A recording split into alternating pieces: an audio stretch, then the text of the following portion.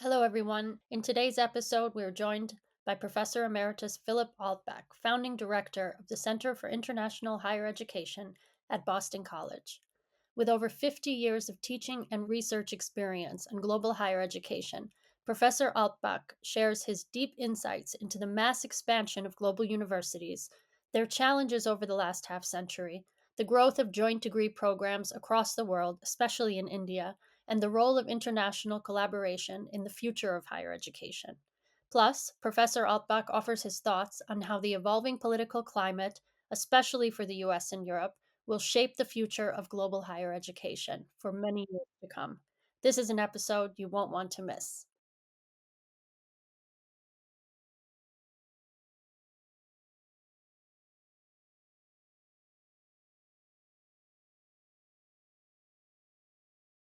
Welcome, Philip. It's very, very nice to have you here. So, I'm wondering if you can give us a brief background. I would say a couple of highlights on your journey, as well as maybe briefly tell us a little bit about the Center for International Higher Education at Boston College, of which you're the founding director. Yes, well, it's a great pleasure to be talking to an audience, at least in part in India, because I have been working on Indian education as an observer and researcher for, believe it or not, more than half a century. So it's a real pleasure to be with you all today. When I joined the faculty at Boston College in the early 1990s, I was convinced that our knowledge in the United States about higher education in the rest of the world was lacking extremely. So I started a research center at Boston College, which is still going strong, with the idea of trying to understand what's going on in higher education at the beginning for an American audience, but later for a global audience in higher education. And it so happens that this was the beginning of the era of globalization. So it was a really important time to begin to understand how universities around the world and higher education systems more generally interacted with one another. And it's been a really interesting journey of trying to understand and trying to build networks of colleagues and researchers in different countries. So our center at Boston College, it's a research center. We have a well-regarded kind of magazine about higher education issues, which is translated now into 4 different languages. And that's it. So thank you for some of that information. Um, so you yourself said, I believe you said half a century in these topics. So someone who has really seen the ebbs and flows, let's say, of student mobility, of higher education throughout the world, such affecting or effectual event that saw either a major sort of burst of students going globally around the world to study outside of their home countries, and just some details around that, and how you and how the center evaluated the situation. Well, I think there are 2 fundamental underlying factors that have shaped global higher education in the years that we've been active. And those are, first of all, um, the expansion of higher education, what's called massification. And we need to keep in mind there are now 250 million students who are studying in post secondary education globally. Now, massification of course, started actually in North America as early as the 1920s and 30s, but really got going after the Second World War. And countries, especially in the global South and especially in China and now in India, are rapidly expanding. So we have in the rich world, 70, 80% in many cases of the relevant age group going on to post-secondary ed. And China has now reached over half, and India has, as we know, in the national education program, the goal of getting up to 50% in just a few years. So India and China will account for the major expansion in higher education in the coming years. Just two countries. Of course, they're the Mm, biggest populations in the that's world. right. Yeah. So we've had massification, and this has gone everywhere. The other one, which is related to broader globalization, is the globalization of science and of higher education. So, and part of this is the expansion of student mobility around the world. There are now uh, more than 6 million students who are studying outside the borders of their own countries for many, many different reasons. In some countries, the capacity at home doesn't exist. In some countries, students feel that they can't get the quality that they want in their home country, so they go overseas. In some countries, students go overseas to study with the desire of not returning home. And I think that's something which isn't much discussed, but is a reality Mm, of motivations for mobility. So there are push and pull factors. So global student mobility is an important part of what's happened in higher education. But the globalization of science means much more, because we've got in India is an interesting case here. We've got many more scientific collaborations in terms of publications and articles and so on, authored by scholars in more than one country. We've seen the rise, especially of China, as a major scientific power. We've seen it isn't a decline, but some people see it that way, of the major Western countries, including the United States, in terms of the proportion of scientific publications, which doesn't mean, for example, that Americans are publishing fewer articles. It just means that other countries are publishing more articles. hmm. And that's a win-win. That's a good thing for everybody.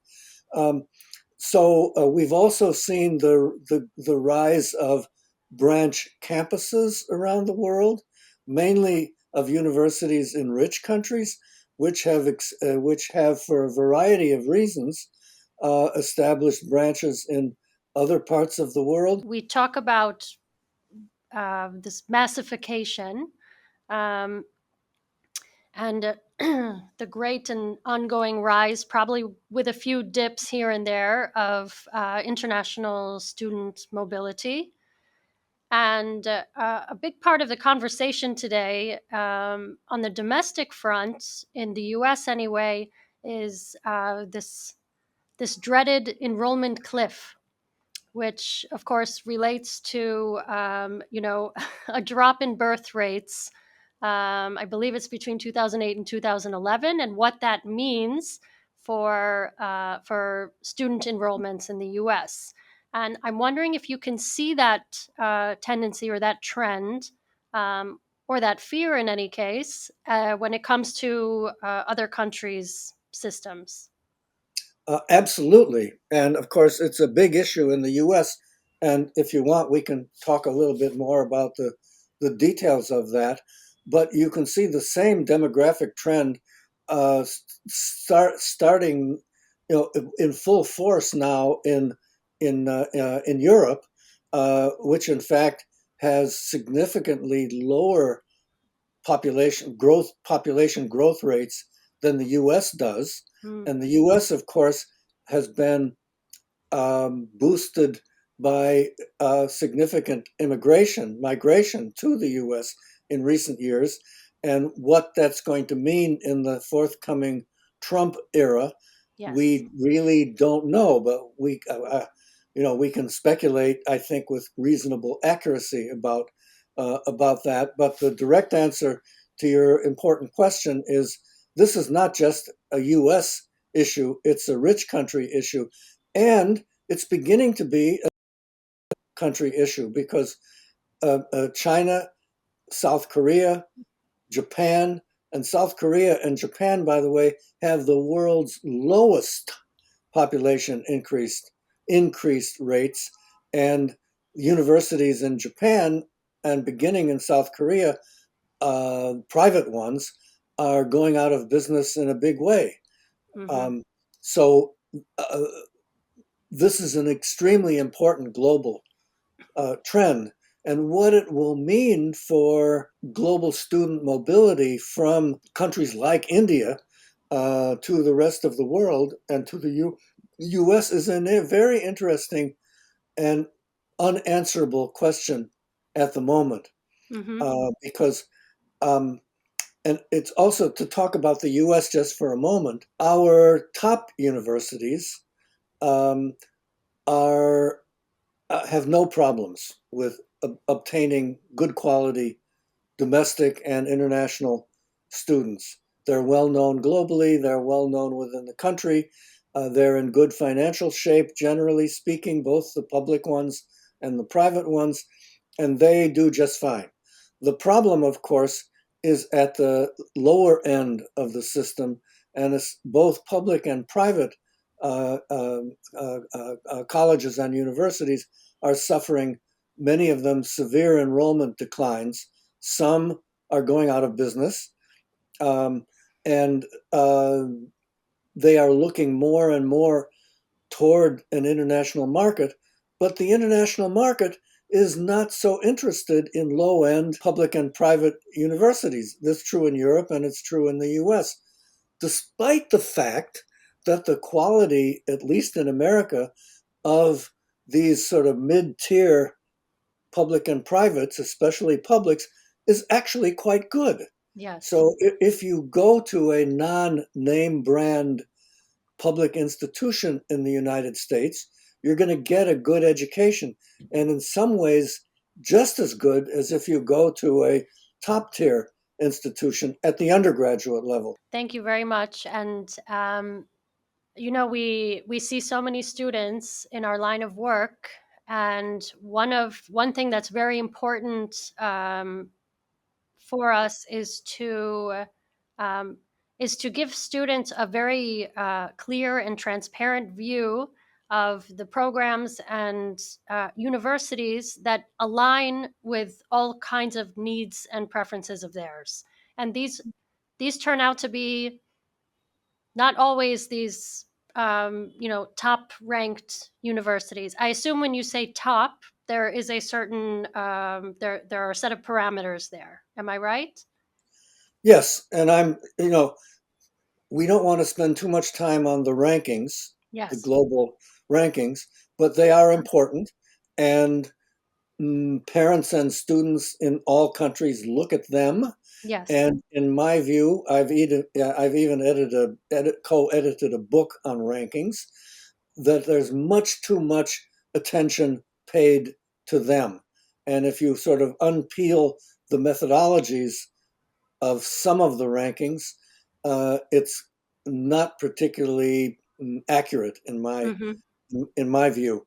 So people in India and elsewhere pay too much attention to the rankings, and I think that the service that you and others provide in terms of linking students with a range of universities that will meet their particular interests is quite important. And Mm-hmm. we should all pay less attention to the rankings. Now, Yes. understanding what's going on at a mid tier university, whether it's in America or a university of applied science in Germany or in the Netherlands, that's not so easy because they're not name brands, yet they're often offering, specialties, curricula, support services, Mm-hmm. which are important for students and very relevant to the job market in both in their own countries and probably with skills that they can bring back home. That's So right. it's complicated. Yes. But if I had one thing to say is don't focus on the rankings, please. I think what you're,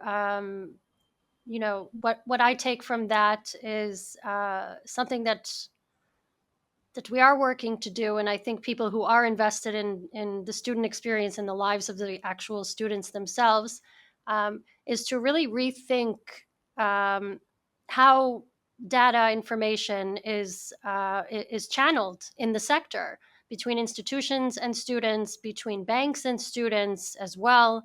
There seems to be a crisis of communication, I would say, which is which is driving students and their parents to necessarily so depend on things like rankings for lack of access to other data that could be extremely beneficial to them. And there are many missed opportunities there, as I see it.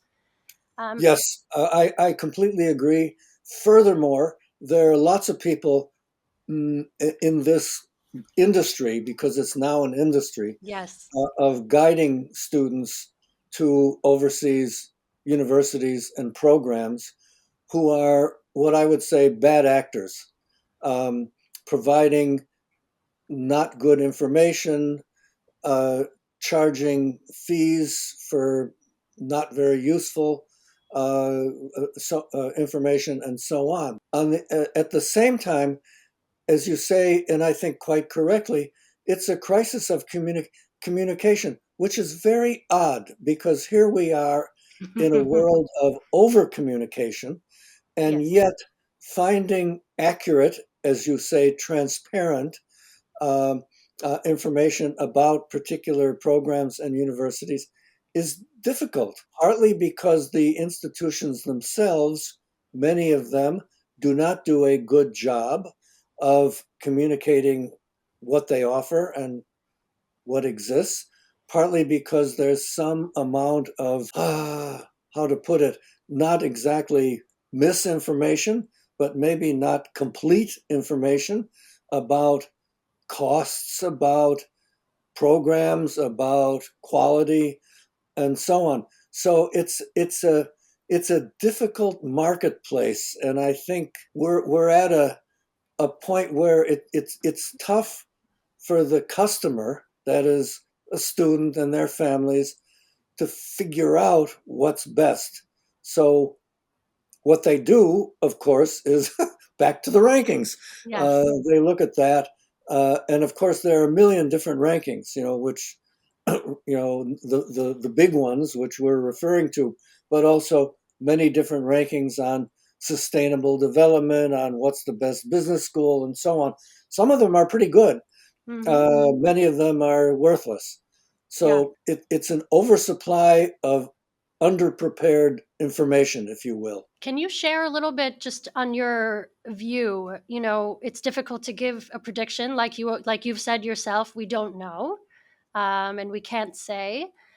So perhaps I ask you: is there, in terms of sharing information, is there anything that you would advise to universities with regard to their communications? About the situation, about the possible conflicts that may come into play, and also I'd love to hear, your general approach to this issue, Well, this is let me start out from a global point of view. please. In the Anglosphere countries, and you've mentioned several, the UK, Canada, you might add Australia That's right. to that, and the US. There are all negative developments relating to international student mobility. You know, the Brits cannot decide how much to charge. Uh, they have placed restrictions on whether international students can bring family members Right. to the country, and this has affected apparently Nigerian applications significantly in the UK. Um, and so on. So there's kind of a lack of clarity and negative direction there. First point. Canada, big time uh, negative developments, uh, stimulated in significant part because of housing shortages, for the country in general and for students, and and focused especially on colleges, vocational colleges in Canada, not much on the universities, but the universities are affected. So the numbers of students who will be admitted to Canada has decreased, and they are going to soon have an election, and it's likely that the current government will not prevail, and the conservatives will win, and they will, like most conservatives, have a more restrictive immigration policy. So I think there are problems there. Australia is crazy at the moment Yes. because the current government um, put into place a policy modestly restrictive on student mobility, and then the parliament said no. So I think there's a rethink on how the Australians are going to approach this, but in my view, it can't be particularly positive. It might not be as negative as it started out being. And finally, let's go to the United States. It's very clear to me that there will be further restrictions in the second Trump era on internet on migration in general, and I think student mobility will be caught up in that problem at least to some extent. I Or think for there's certain countries, let's say. especially for certain countries, but in general. Yeah. So I think there's no question about that. We should keep in mind, however, that even at the present time, during the so-called, the generally liberal Biden administration, I've read that 36% of student visa applications, this is globally, are turned down. Now, I think a little less for India than for Africa, but still the numbers are very significant. So that's the political context absolutely is going to be negative. There's no question. Mm. How negative, we don't know. Uh, how much the Trump administration life is not going to be good. And they're trying to help as much as they can. Hmm. So that's the rather unpleasant, I think, prospects in the Anglosphere. In other European countries, it's really quite interesting. Uh, Confusion in a number of countries about the broader migration issues. And as you have right wing populist governments increasingly successful in Western Europe, you're going to have more restrictions on migration in general and student mobility in particular. So I guess, I could talk for the whole session about this, but the bottom line is it's complicated and overall not particularly positive, especially in the Anglosphere. Okay. Thank you. And thank you for the sort of broader picture. I think it's important that we step out of this, Anglo-centric mindset and look at what's really going on. And you're the right person to speak to. Um, Perhaps it's my optimism getting the best of me, but, in terms of how institutions um, may cope with tighter restrictions, may cope with, policies that will prevent international students from entering their borders or their campuses. Um, do you see, for instance, dual degrees or um, for instance, in India, several universities abroad have, like you mentioned earlier, have campuses in India, um, where the level or quality of information is purportedly, similar or the same as that in the U.S. Do you see this as one potential opportunity to sort of maintain the ideals of a globalized education? Um, and if so, sort of how do you imagine that? Yeah, I think that's a really important and interesting question, and it has a variety of um, aspects to it. First of all, the branch campus movement has expanded quite significantly in recent years. Um, I forget the number, but I think it's more than 200 branch Mm, campuses all around the world, basically none of them in India. And I can talk a bit about that in a moment. Uh, I think the branch campus movement has sort of slowed down a little bit. And what we're seeing um, is the rapid expansion of joint degree programs right. with local institutions in many different countries. And I think in the India case, that's going to be the biggest opening, and to me, a very positive one, because I don't, I mean, the NEP, of course, has opened the door, in quotation marks, to branch campuses in India. I personally don't think there's going to be many overseas universities, especially of the quality that India would like to see coming in that quote open door, um, coming in, Mm, because India is a difficult place to operate. The regulations in the new arrangements are, as usual, overly bureaucratic and a little bit unclear, and so on. So I think a lot of the top universities in other countries are going to see this as too much of a risk. Now, there are going to be a few, much going on there. What I think mm, will go on, which has gone on for some time actually, is that overseas universities, including a number of top American universities, establishing research centers uh, uh, in, in India, so that they can provide partly information about their university to prospective students uh, in India who may want to go study there, mm, providing a research base for their faculty members who want to do research in India and collaborate with Indian scholars as a base for joint degree programs and so on. So I think that's the future, not branch campuses. Of course, mhm. I could be wrong. Mhm.